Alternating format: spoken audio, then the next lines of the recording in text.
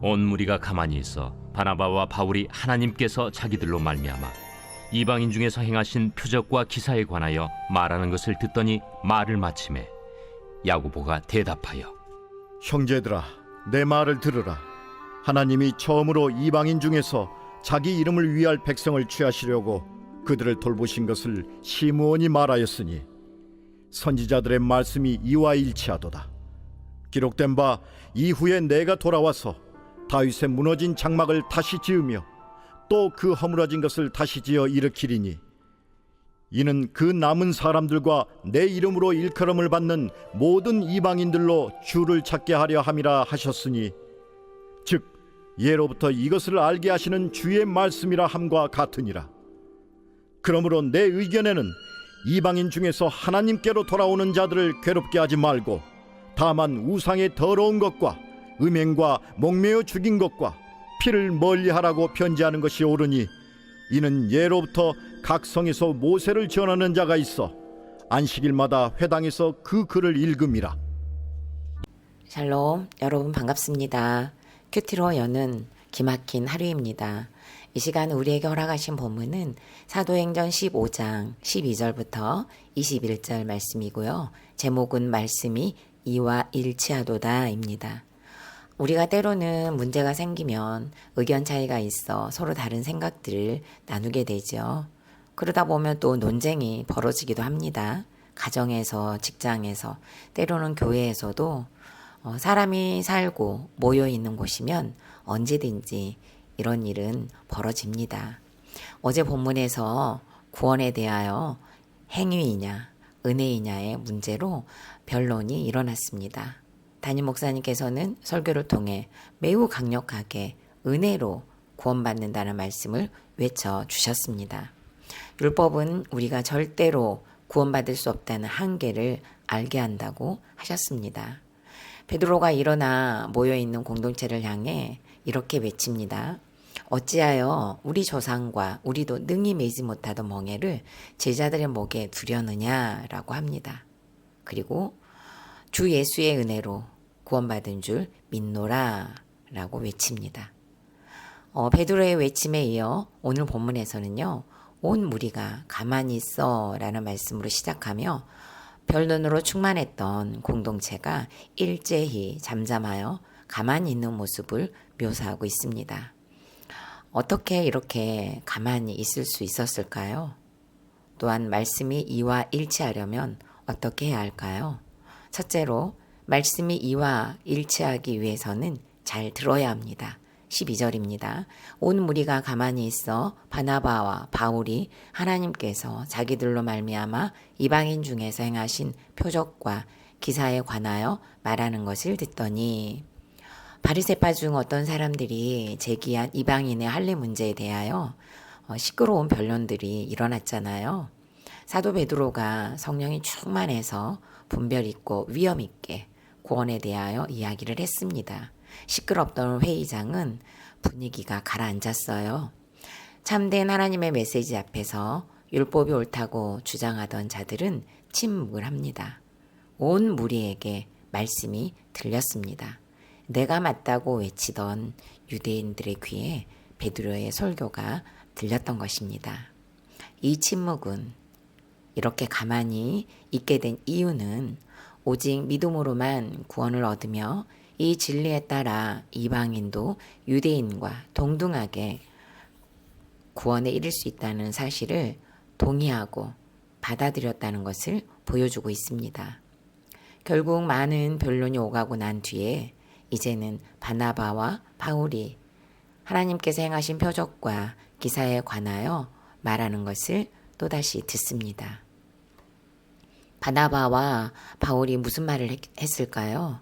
그것은 다른 말이 아니었어요. 하나님께서 자신들의 행하신 일들을 자세하게 말을 했습니다. 이방 선교를 함에 있어서 하나님께서 전적으로 함께 하셨다는 것을 강조합니다.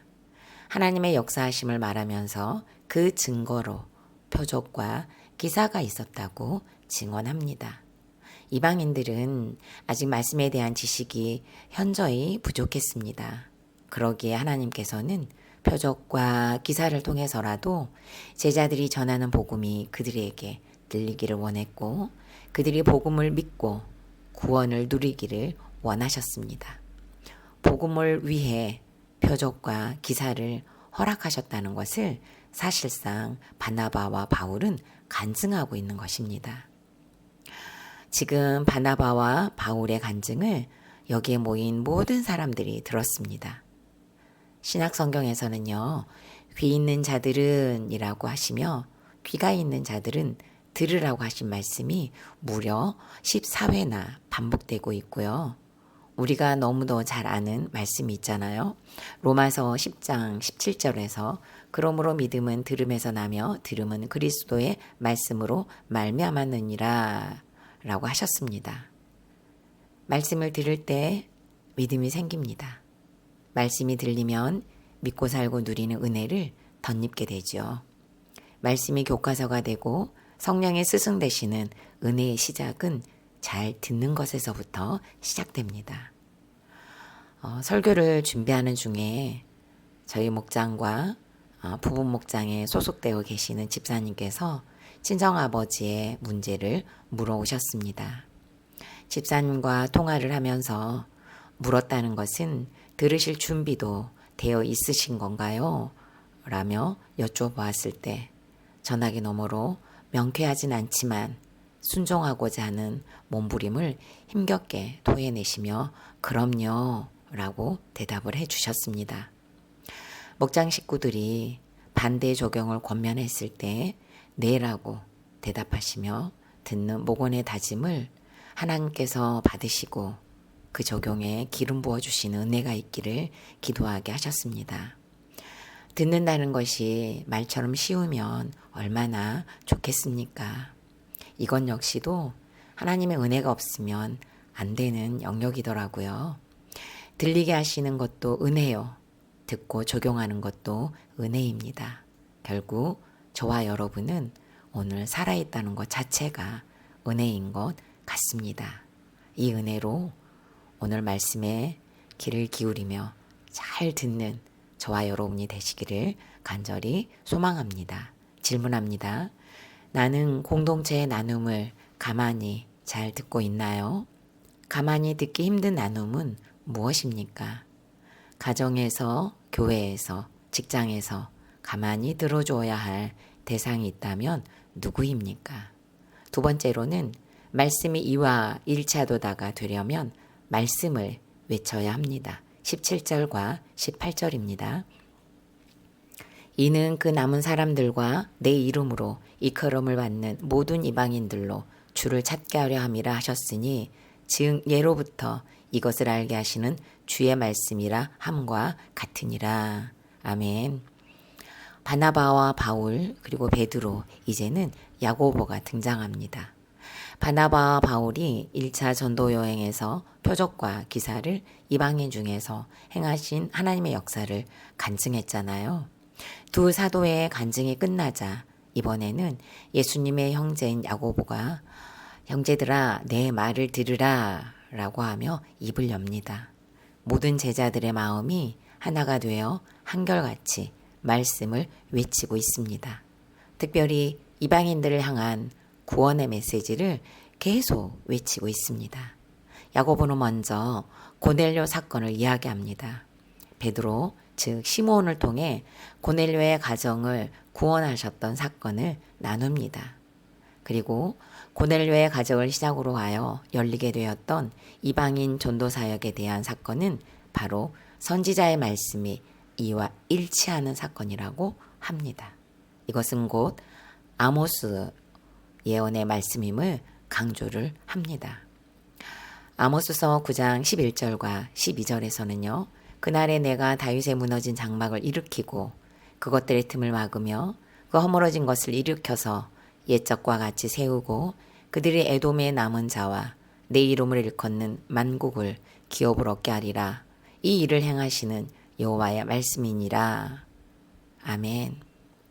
이스라엘 왕국은 비록 바벨론에 의해 정복되어 무너졌지만 메시아이신 예수 그리스도께서 이 땅에 오셔서 그것과는 속히 비교할 수 없는 영원하고 신령한 메시아 왕국을 일으킨다는 것입니다.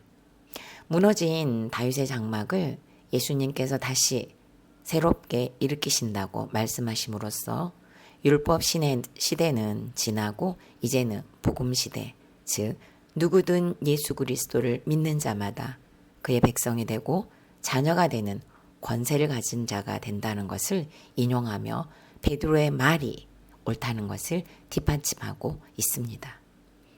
이 권세는 유대인만 누리는 것이 아니라 이방인들도 분명하게 주를 찾는 자로 죄로 허물어졌던 장막이 구원으로 다시 지어지는데 이것은 예로부터 알게 하시는 주의 말씀이라고 외칩니다.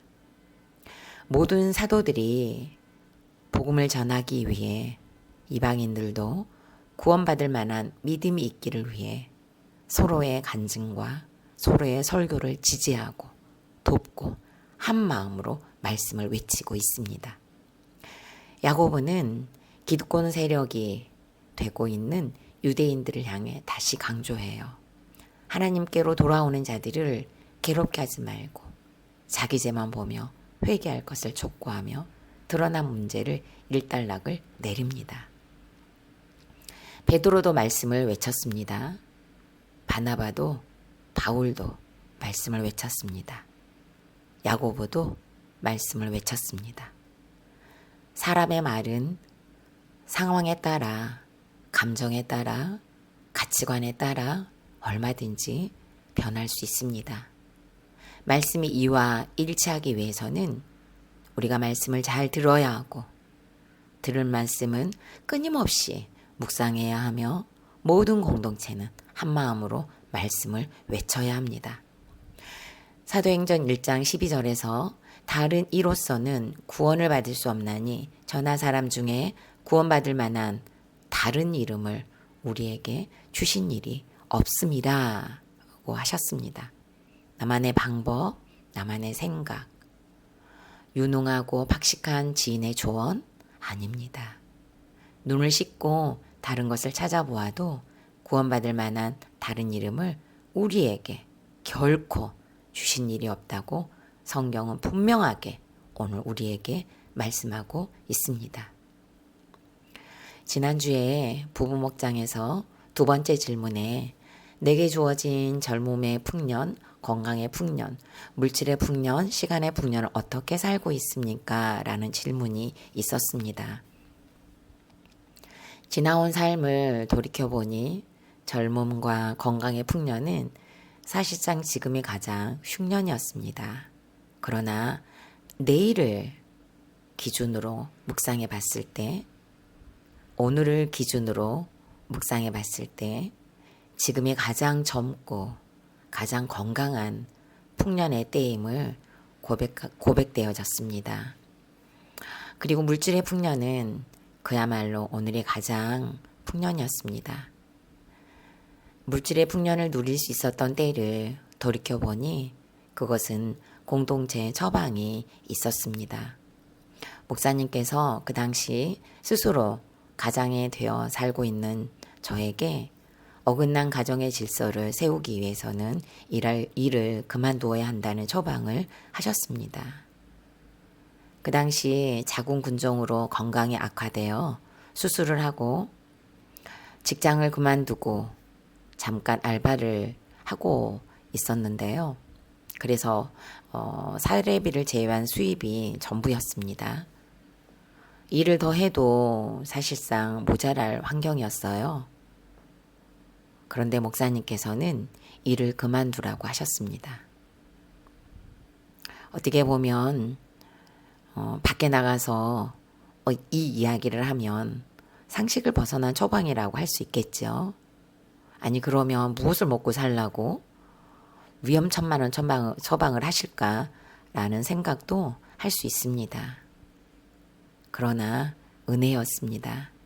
목사님의 처방이 올소에다가 되어 순종을 하려고 하니 이번에는 남편이 극도로 화를 내며 지금 이렇게 하는 것이야말로 당신이 나를 무시하는 행동이라고 하면서 내가 일을 시작하면 그때 그만두라고 했습니다.